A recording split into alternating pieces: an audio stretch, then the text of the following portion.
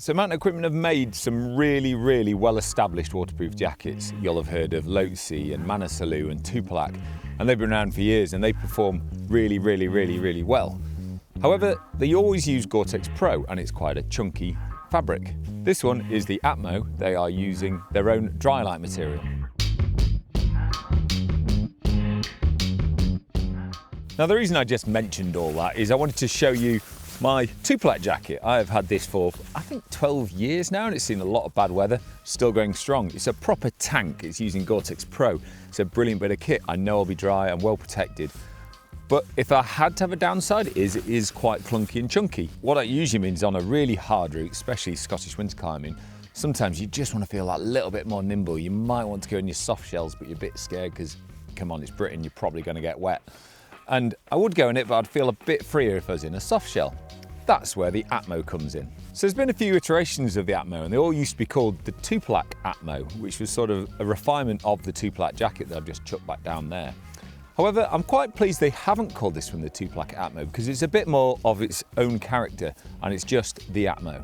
I have to drop myself in it a little bit here. When I first saw this when we went to ME and looked at it, I went, oh, shame it's not Gore-Tex. Now, I got a bit of an earful from one of the designers and do you know what? They were absolutely right. Now don't get me wrong, Gore-Tex is a brilliant fabric. I know exactly what it does, we all know what it does, and it belongs there.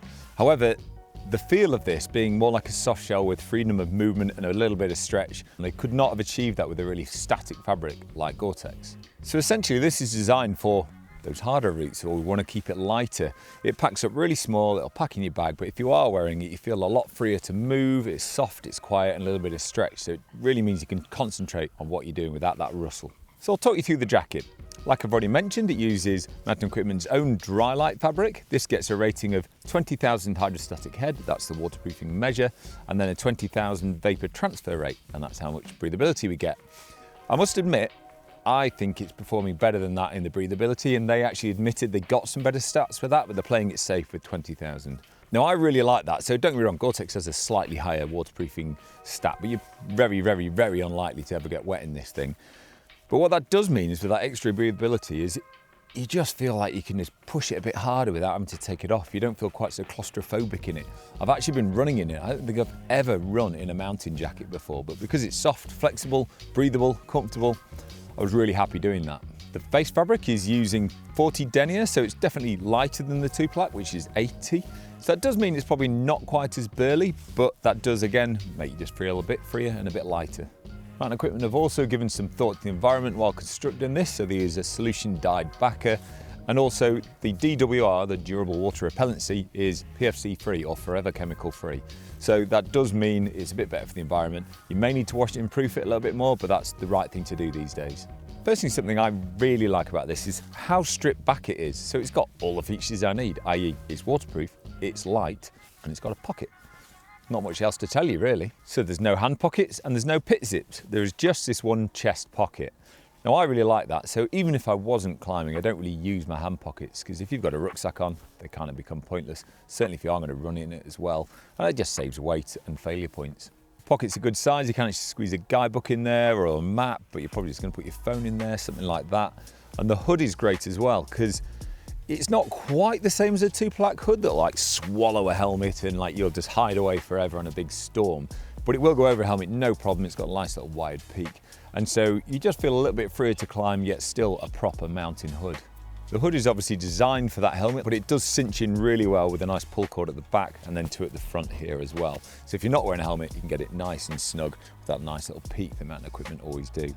Also, it's using cohesion pull cords here, so they're the easiest thing ever to get undone when using big gloves. So that's a really good feature. It's got the feature that a lot of people love of a two-way zip as well. I don't personally use them much, but I know a lot of people like to do that, especially if you were, for some reason, belaying in it. I would have had it tucked into my harness, but some people do that if you were just a bit cold while rock climbing and want to belay in it. One of my favourite features is such a nerdy little tiny thing, but like I said, Mountain Equipment make equipment for mountains. And the pull cords on the hem pull the jacket in tight. Everyone does that. But what Mountain Equipment always do is instead of leaving a hoop like a lot of them do, is they've cut that in half and sealed it at the ends.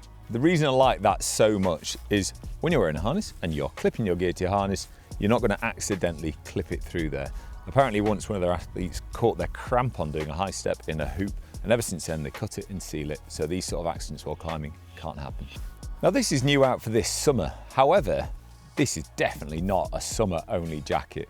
I've actually been lucky enough to use it this past winter, and I didn't get many trips up north, but I had one super special one and it was brilliant, climbed some really good routes.